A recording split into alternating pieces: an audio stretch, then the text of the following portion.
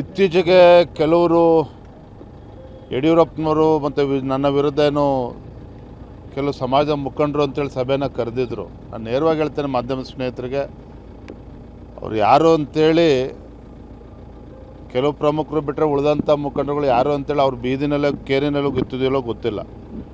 ಆದರೆ ಈ ವಿಚಾರವನ್ನು ಹಿಡ್ಕೊಂಡು ನಾವುಗಳು ಕೂಡ ಸಮಾಜದ ಪ್ರಮುಖರು ಸಭೆನ ಕರೀತಕ್ಕಂಥದ್ದು ಖಂಡಿತ ಸರಿಯಲ್ಲ.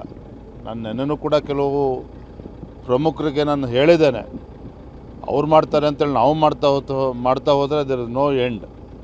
ಇದು ಖಂಡಿತ ನಾನು ರಾಜ್ಯದ ಅಧ್ಯಕ್ಷನಾಗಿ ಇದು ಒಪ್ಕೊಳ್ತಕ್ಕಂಥ ಪ್ರಶ್ನೆಯೂ ಇಲ್ಲ. ಇದಕ್ಕೆ ನೇರವಾಗೂ ನನ್ನ ಬೆಂಬಲ ಇಲ್ಲ ಅಥವಾ ಪರೋಕ್ಷವಾಗಿ ಕೂಡ ಈ ಸಭೆಗಳಿಗೆ ನನ್ನ ಬೆಂಬಲ ಇಲ್ಲ. ಹಾಗೆ ನಾನು ತಮ್ಮ ಮೂಲಕ, ಮಾಧ್ಯಮದ ಸ್ನೇಹಿತರ ಮೂಲಕ, ರೇಣುಕಾಚಾರ್ಯ ಆದಿಯಾಗಿ ಎಲ್ಲರನ್ನೂ ಕೂಡ ನಾನು ಒತ್ತಾಯನ ಮಾಡ್ತೇನೆ, ಆಗ್ರಹವನ್ನು ಮಾಡ್ತೇನೆ. ಈ ರೀತಿ ಸಭೆಗಳು ಮಾಡ್ತಕ್ಕಂಥದ್ದು ಖಂಡಿತ ಶೋಭೆ ತರೋದಿಲ್ಲ. ಅದರಿಂದ ಪಕ್ಷಕ್ಕಂತೂ ಏನು ಲಾಭ ಆಗೋದಿಲ್ಲ, ಅಷ್ಟು ಮಾತ್ರ ಸತ್ಯ. ಇರಲಿ, ನಾನು ರೇಣುಕಾಚಾರ್ಯ ಜೊತೆ ವೈಯಕ್ತಿಕವಾಗಿ ಮಾತನಾಡ್ತೇನೆ. ಆದರೆ ಈ ಸಂದರ್ಭದಲ್ಲಿ ಮೊದಲೇ ಪಕ್ಷದಲ್ಲಿ ಅನೇಕ ವಿಚಾರಗಳು, ಗೊಂದಲಗಳು ಇದೆ. ಈ ಗೊಂದಲಗಳ ಮಧ್ಯೆ ಮತ್ತೊಂದು ಹೊಸ ಗೊಂದಲಕ್ಕೆ ನಾಂದಿ ಹಾಡಬಾರ್ದು. ಈ ರೀತಿ ಸಭೆಗಳು ಮಾಡಬಾರ್ದು. ನಾನು ಇದ್ರ ಬಗ್ಗೆ ಬಹಿರಂಗವಾಗಿ ಮಾತಾಡೋದಕ್ಕೆ ಹೋಗೋದಿಲ್ಲ. ಯಾರು ಮುಖಂಡರುಗಳು ಸಭೆ ಮಾಡ್ತಾ ಇದ್ದಾರೆ ಅವ್ರನ್ನ ಕೂರಿಸಿ ನಾನು ಮಾತನಾಡ್ತೇನೆ.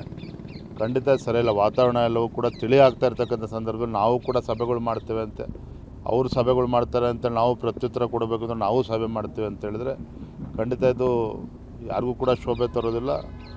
ಪಕ್ಷ ನಮಗೂ ಕೂಡ ಅದನ್ನು ಯಾವುದೇ ರೀತಿ ಅನುಕೂಲ ಆಗೋದಿಲ್ಲ. ಅದರಿಂದ ಹೇಳಿ.